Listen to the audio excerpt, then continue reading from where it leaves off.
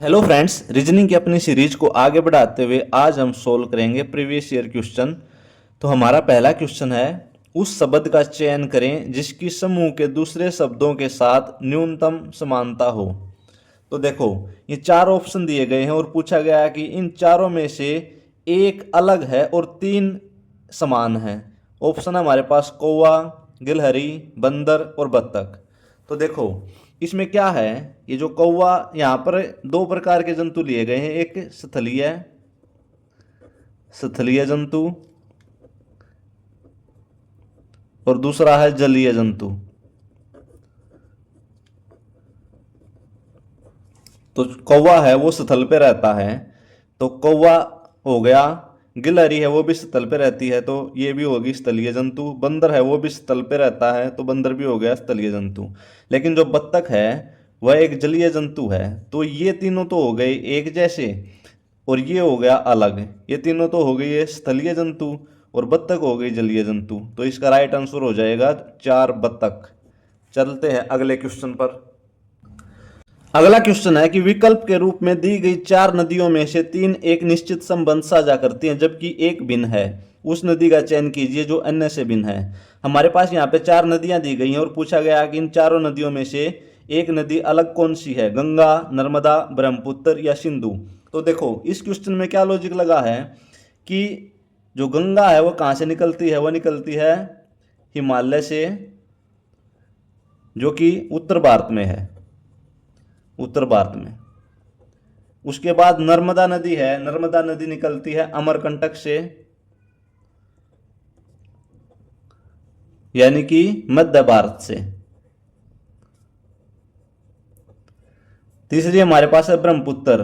ब्रह्मपुत्र नदी भी हिमालय से निकलती है, उत्तर भारत से। चौथी हमारे पास सिंधु नदी। सिंधु नदी भी हिमालय से निकलती है, वो भी कहाँ पे है, उत्तर भारत में। तो तीन नदियां तो यहाँ पे उत्तर भारत से निकल रही हैं और एक नदी मध्य भारत से निकल रही है अमरकंटक से, और तीन नदी निकल रही है हिमालय से। तो ऑप्शन दो नर्मदा इसका राइट आंसर हो जाएगा। चलते हैं अगले क्वेश्चन पर। अगला क्वेश्चन है कि निम्नलिखित प्रश्न में दिए गए विकल्पों में से विषम शब्द युग्म का चयन कीजिए।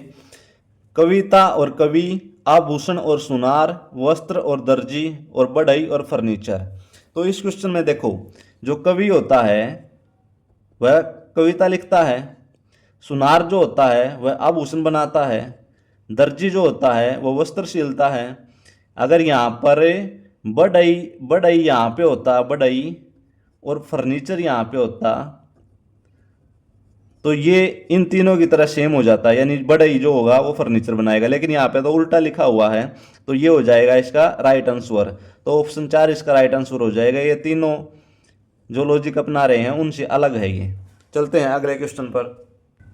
अगला क्वेश्चन है कि नीचे दिए गए चार शब्दों में से तीन एक ही श्रेणी के हैं, विषम ज्ञात कीजिए। यहाँ पर है एक गिरजाघर, दो क्लिनिक, तीन मस्जिद और चार मंदिर। तो देखो, इस क्वेश्चन में क्या है, गिरजाघर क्या है, एक धार्मिक स्थल। इसी तरह मस्जिद क्या है, मस्जिद भी एक धार्मिक स्थल है। और मंदिर क्या है, मंदिर भी एक धार्मिक स्थल है। लेकिन क्लिनिक क्या है, क्लिनिक इन तीनों से अलग हो गया ना, तो इसका राइट आंसर हो गया क्लिनिक। ऑप्शन दो इसका राइट आंसर हो जाएगा। चलते हैं अगले क्वेश्चन पर। अगला क्वेश्चन हमारे पास कि चार तत्वों को सूचीबद्ध किया गया है जिनमें से तीन किसी न किसी प्रकार से एक समान है और एक भिन्न है, विषम का चयन कीजिए। हमारे पास दिया गया है नियोन, आर्गन, हीलियम और सोडियम। तो देखो, इस क्वेश्चन में क्या है, ये जो नियोन, आर्गन और जो हीलियम, ये तीनों गैसें जो हैं ये हैं अकरीय, अकरीय धातु या फिर नोबल गैस। ठीक है। लेकिन जो सोडियम है, सोडियम क्या है, सोडियम एक क्षार धातु है। तो इसका राइट आंसर हो जाएगा ऑप्शन चार सोडियम। ये इन तीनों से अलग है। चलते हैं अगले क्वेश्चन पर। अगला क्वेश्चन है कि कंप्यूटर से संबंध चार विषय सूचीबद्ध हैं जिनमें से तीन किसी न किसी रूप में समान है और एक भिन्न है। तो विषम का चयन कीजिए। हमारे पास दे रखा है hard disk, CD, flash drive और मॉनिटर। तो देखो ये जो हार्ड डिस्क, सीडी और फ्लैश ड्राइव क्या होते हैं, ये होते हैं स्टोरेज डिवाइस।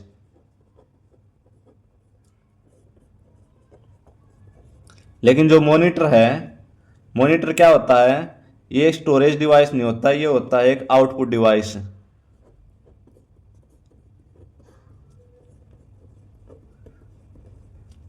तो ऑप्शन 4 मॉनिटर इसका राइट आंसर हो जाएगा। चलते हैं अगले क्वेश्चन पर। अगला क्वेश्चन है कि 4 शब्द युग्म दिए गए हैं जिनमें से 3 किसी न किसी रूप में एक समान है और एक भिन्न है। विषम का चयन कीजिए। कागज और नोट, गिफ्ट और गिफ्ट रैप, सिर और टोपी या हाथ या दस्ताने। तो देखो ये जो गिफ्ट है इसमें क्या है, गिफ्ट जो होता है इन चारों युग्मों में से जो पहला युग्म है ना गिफ्ट, वो दूसरे युग्म को ढकने के लिए यूज होता है। दूसरा युग्म जो है वो पहले युग्म को ढकने के लिए यूज होता है। यानी गिफ्ट रैप का प्रयोग क्यों करते हैं हम, गिफ्ट रैप का गिफ्ट को ढकने या लपेटने के लिए।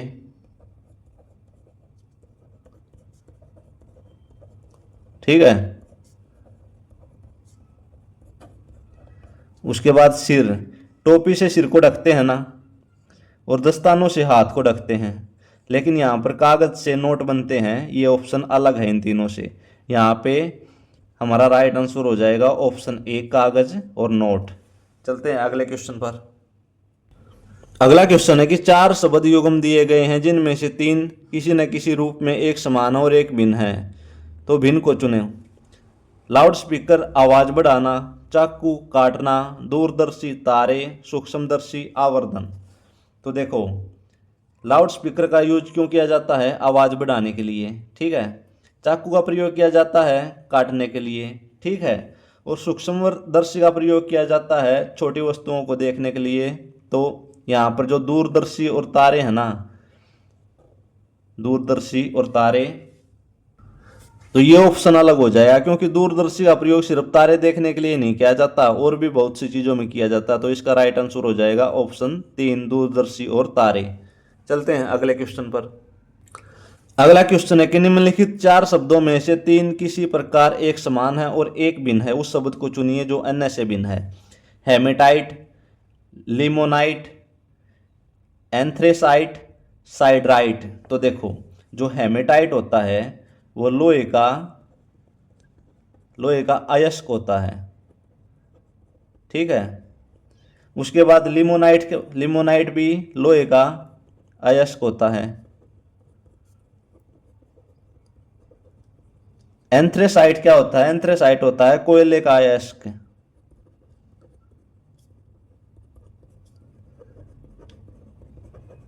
उसके बाद है साइड्राइट।